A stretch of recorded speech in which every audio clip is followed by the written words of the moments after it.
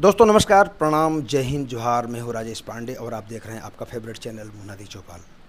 आज हमारे साथ हैं भाजी ओमो के जिला अध्यक्ष सौर्य प्रताप सिंह जुदेव, जिनको लिटिल जुदेव के नाम से जाना जाता है। और ये इससे ही बड़ा परिचय है कि स्वर्गीय दिलीप सिंह जुदेव के ये पोते हैं। बहुत बहुत स्वागत है मुन्नादी चौपाल में सर जी। पहले तो आज का कार्यक्रम तो जो यहाँ पे थोड़ा बताएंगे किस तरह का होता है। सबसे पहले आपके माध्यम से आपके सारे दर्शकों को पावन रथ यात्रा के शुभ अवसर पर मैं हार्दिक बधाई, हार्दिक शुभकामनाएं देता हूं। और आज का कार्यक्रम कुनकुरी में यहाँ का जो श्री जगन्नाथ मंदिर है वहाँ का 2 वर्ष से मुझे गजपति का दायित्व यहाँ पर सौंपा गया था और उसी को निभाते हुए आज मेरे को महाप्रभु जगन्नाथ जी के आद्य सेवक के रूप में, उनके आगे झाड़ू लगाने के लिए उनके आद्य सेवक के रूप में, गजपति के रूप में आज रथ यात्रा कार्यक्रम में हम लोग सब कोई शामिल हुए थे। और बड़े हर्षोल्लास के साथ, धूमधाम के साथ कुनकुरी के समस्त नगरवासी, आसपास के जितने क्षेत्रवासी हैं, सब ने बहुत ही मेहनत से, लग्न से और ऊर्जा के साथ में महाप्रभु का जो रथ है उसको खींच करके आगे ले गए। एक सवाल पॉलिटिकल है। आप भाजी ओमो के जिला अध्यक्ष हैं, यूथ हैं, और जब विधानसभा चुनाव हुआ तो एक यूथ का बड़ा रोल था भाजी ओमो का। आज सरकार बन गई है, आज जसपुर जिले का यूथ कहाँ है, कहाँ देखते हैं आप, मतलब किस मुकाम पर खड़ा है? देखिए, सबसे पहले आपने युवा मोर्चा की बात की, मेरी बात की, तो मैंने चुनाव के वक्त भी कहा था कि बहुत मेरे लिए तो बहुत ही हर्ष का, बहुत ही गौरव का बात है, विषय है कि युवा मोर्चा जिलाध्यक्ष रहते हुए कैप्टनशिप में आपके जी, तो हाँ। तीनों विधानसभा सीट जिसमें कांग्रेस का कब्जा हो गया था 35-40 साल बाद, तो युवा मोर्चा अध्यक्ष रहते हुए वो तीनों सीट पर पुनः भाजपा के विधायक बने और हमारे कुनकुरी से जीत करके आदरणीय विष्णुदेव साय जी मुख्यमंत्री बने। ये क्षण भी मेरे जिलाध्यक्ष रहते हुए मैंने देखा है, जो कि आजीवन मेरे लिए बहुत ही गौरवमयी रहेगा और यादगार रहेगा। तो एक मतलब युवाओं का रोल काफ़ी होता है, और ख़ास करके चुनाव में तो जैसा कि देखा सोशल मीडिया पे जो यूथ था काफ़ी एक्टिव था।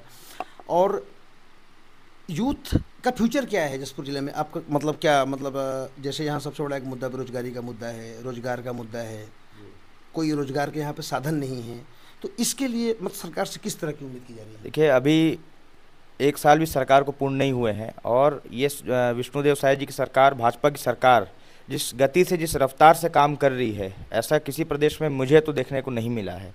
और साथ ही साथ पहले महिलाओं की अगर बात करें तो महतारी वंदन योजना के तहत उनको जो भी इसमें वादा किया गया था वो हर महीने वो उसका किस्त पहुंच जाता है।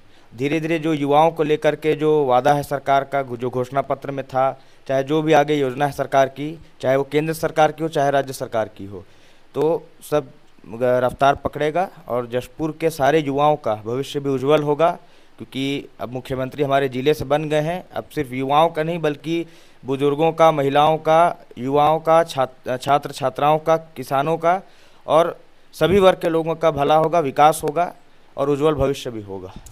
एक चीज़ और है कि जैसे पलायन एक बड़ा इशू है यहाँ का, मतलब युवा और जो किशोर होते हैं, मतलब एक अच्छे काम की लालच में यहाँ से बाहर जाते हैं, ट्रैफिकिंग होती है, उनके दलाल सक्रिय होते हैं।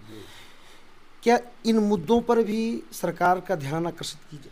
बिल्कुल, सरकार इस पर भी ध्यान देगी। अभी आने वाले समय में, जैसा मैंने कहा कि गृह जिला है सीएम साहब का, तो सारे वर्ग को इसका लाभ मिलेगा और युवाओं के लिए विशेष, मैं खुद भी आग्रह करूंगा माननीय मुख्यमंत्री जी से कि युवाओं के लिए विशेष पहल ये सरकार और मुख्यमंत्री जी के द्वारा किया जाएगा। एजुकेशन, हम अगर एजुकेशन के मुद्दे पे आते हैं तो आज हमारे यहाँ एक अच्छा स्कूल नहीं है। लोग अपने बच्चों को पढ़ाने के लिए कोई कोटा भेजता है, कोई सम्बलपुर भेजते हैं, कोई उड़ीसा भेजते हैं। तो ऐसे अगर युवा पढ़ेगा नहीं तो बढ़ेगा कैसे? नहीं, बिल्कुल, युवा नहीं पढ़ेगा तो बढ़ भी नहीं सकता है।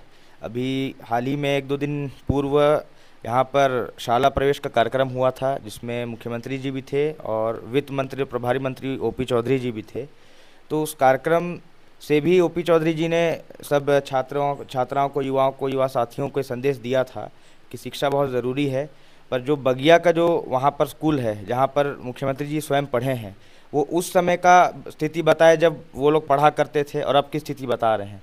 अब धीरे धीरे उस दिन मंत्री जी ने, मुख्यमंत्री जी ने भी कहा है कि धीरे धीरे जितना भी यहाँ का स्कूल है सब में डेवलपमेंट करेंगे और शिक्षा को लेकर भी जिले को मतलब बहुत लाभ मिलेगा शिक्षा के क्षेत्र में भी। एक आखिरी सवाल।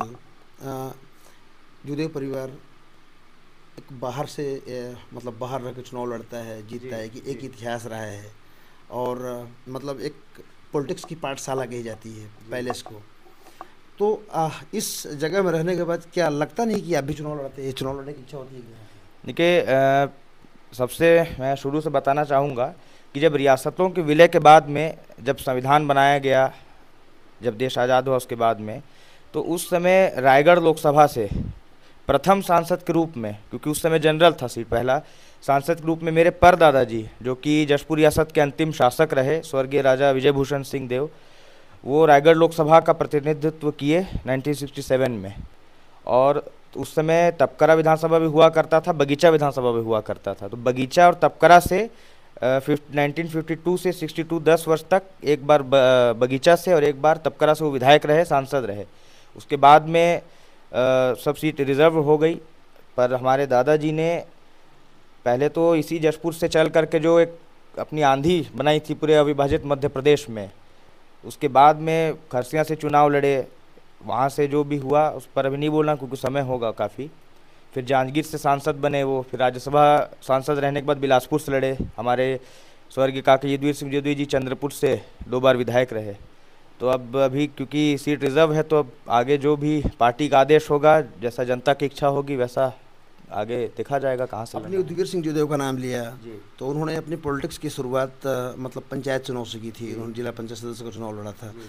क्या मतलब अब ऐसा कुछ लगता है कि अब भी शुरुआत यहीं से करेंगे?